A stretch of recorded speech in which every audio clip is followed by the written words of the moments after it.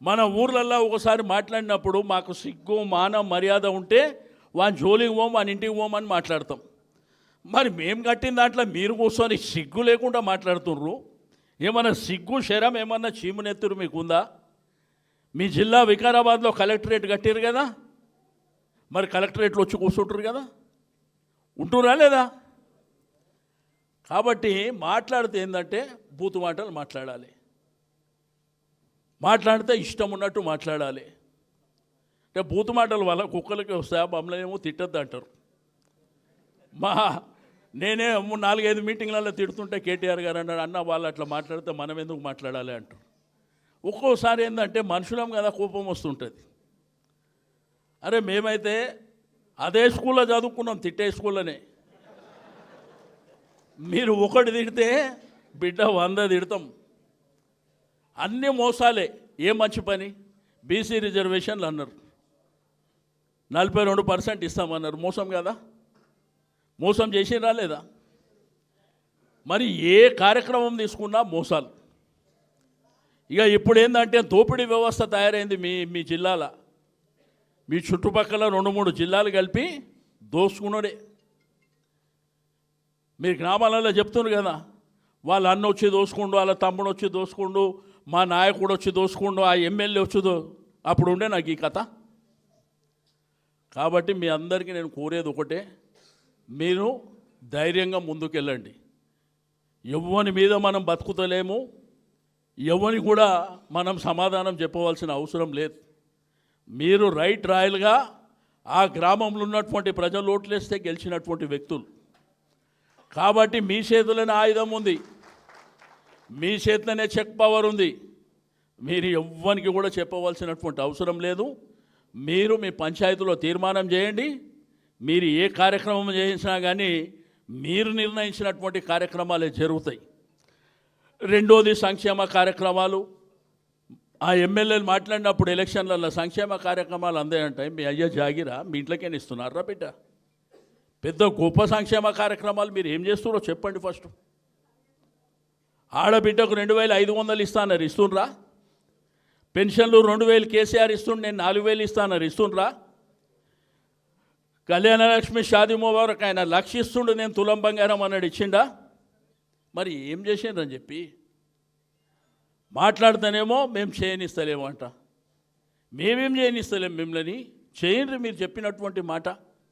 2 ఏళ్ళు అయింది కదా, 2 ఏళ్ళు అయింది, 2 సంవత్సరాలు అయింది. బీసీలకు సంవత్సరానికి 20,000 కోట్లు ఇస్తానన్నారు, ఇచ్చిర్రా? ఇస్తే చెప్పాలా కదా.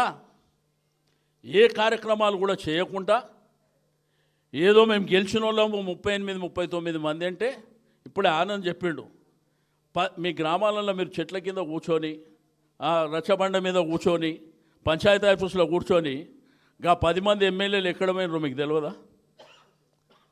ఏడున్నారు తెలుసు కదా. మరి మీ స్పీకర్ గారు ఏమో వాళ్ళు మా పార్టీలనే ఉన్నారు అంటుండ్రు. మరి మన పార్టీలు ఉంటే ఇక్కడికి రావాలి కదా, మాతో పాటు కూర్చోవాలి కదా, రావాలా లేదా? మరి మన పార్టీలు ఉన్నాడు మేము కూర్చున్న వేదిక మీద కూర్చొని మాట్లాడాలి కదా. చెప్పేటోనికి ఏమన్నా సిగ్గాను ఉన్నదా? తీసుకున్నాడేమో నా పిల్లలు కాదంటుడు, పోయినాడేమో ఆయనకి పుట్టిన పిల్లలే నా పిల్లలు కాదని వీడు అంటుడు. అరే ఇప్పుడు మనిషి జీవితంలో బతకొచ్చు. ఇప్పుడు నేను కూడా 2014లో తెలుగుదేశం పార్టీలో గెలిచిన, నేను కూడా కేసీఆర్ పార్టీలో చేరినప్పుడు నేను ధైర్యంగా చెప్పిన 2 రాష్ట్రాలు అయిపోయినాయిరా నాయన, కాబట్టి మా రాష్ట్రం మేము అభివృద్ధి చేసుకుంటామని చెప్పి జాయిన్ అయినా. కానీ మీరు చూస్తే నిన్న మొన్న టీవీలలో చూస్తే నేను కాంగ్రెస్ కాదు, నేను టీఆర్ఎస్లోనే ఉన్నా, ఇంకొకడు అంటాడు నేను ఏడు ఉన్నా ఆడనే ఉన్నా. అరే నీ అమ్మ మీది ఒక బతికేనా?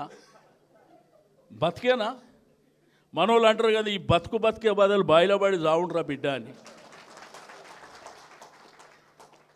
అట్లా ఏమైపోయిందంటే ఆ ప్రజలంతా అమాయకులు, మేమే చాలా తెలివిపరులం అనుకుంటున్నారు. మీ స్పీకర్ గారేమో మరి విచిత్రమైనటువంటి తీర్పు ఇచ్చాడు. లే వీళ్ళు మా పార్టీ కాదు టీఆర్ఎస్ పార్టీ. మరి నేను స్పీకర్ గారికి మా ఆనంద్ గారికి చెప్తున్నా, రేపు పొద్దున స్పీకర్ గారి దగ్గరికి పో, మా వాళ్ళని 10 మందిని కండువేసి పంపిస్తారని చెప్పు. ఆనంద్ ఆడనే ఉంటాడు కాబట్టి స్పీకర్ గారు ఇప్పుడు వికారాబాద్ వస్తలేరేమో, వారి ఇంటికి పోయి ఇక 10 మంది మీరు చెప్పారు కదా సార్ తీర్పిచ్చి, కేసీఆర్ సార్ నన్ను పంపించాడు, జర మా కండువలు మాకేసి మా దగ్గరికి పంపించేయండి అని ఆయనకు అప్ప చెప్తే ఆయన తీసుకొని వస్తాడు. అరే నీ అమ్మాయి సిగ్గులేని సంసారం అయిపోయింది ఇది. కనీసం ఊర్లో ఉన్నోళ్ళు కానీ పట్టణంలో ఉన్నోళ్ళు కానీ కనీసం చదువుకుంటున్నటువంటి మన పిల్లలు కూడా అరే ఏమనుకుంటారన్న సోయి కూడా లేదు వాళ్ళకు. అరే కేసీఆర్ గారు అద్భుతాలు చేశారు. 65 ఏళ్ళల్లో జరగని కార్యక్రమాలన్నీ జరిగినాయి. మన భూమి రేటు ఏముండే, ఆకాశానికి అంటింది. అదేం ఊరికేనే అంటిందా? కేసీఆర్ గారు బ్రహ్మాండమైనటువంటి పరిపాలన చేసి బ్రహ్మాండమైనటువంటి అభివృద్ధి జరిగితే మన భూమి విలువ ఒకటేసారి 5 లక్షలు ఉన్నది 50 లక్షలకు పోయింది. మళ్ళీ ఆడికే వచ్చింది. మీ ఊర్లలో కొనేటోడు లేడు, అడిగేటోడు లేడు. ఆ ఛాయ్ దుకాణం రోడ్ల మీద బంద్ చేసుకుంటారు వాళ్ళు. లేకపోతే ఎప్పుడు ఆడ కార్లు నిలబడుతుంటే మేము అప్పుడు ఇక్కడ కొడంగల్ ఎలక్షన్లకు తాండూరు ఎలక్షన్లకు పోతే నేను ఆ రోహిత్కి అడిగిన ఏంది ఎన్ని కార్లు ఉన్నాయంటే అంత రియల్ ఎస్టేట్ వ్యాపారం అంటుండే. ఇప్పుడు ఏమైపోయి ఇప్పుడు అంటే 2 ఏళ్ళల్లో కేసీఆర్ గారి ప్రభుత్వం పోగానే అయిపోయినట్టేనా? అంటే మీ మీద నమ్మకం లేదు. ఇక నువ్వే చెప్పులు ఎత్తుకోపోతావు అన్నాక ఇంకెవడొస్తాడు? నన్ను కోసుక తింటావా, నేను సెక్రటరియట్లో లంకె బిందెలు ఉన్నాయనుకున్నా గిదా? అరే కనీసం సర్పంచ్ గెలిచిన వాళ్ళన్నా ఆ గ్రామంలో మర్యాదగా మాట్లాడతారు. ఒకవేళ పని జరగకపోతే వాళ్ళు చెప్తారు, అన్న ఇవాళ డబ్బులు రాలేదన్నా, నెక్స్ట్ వచ్చే దాంట్లో నీకు ఇస్తా అని చెప్తారు.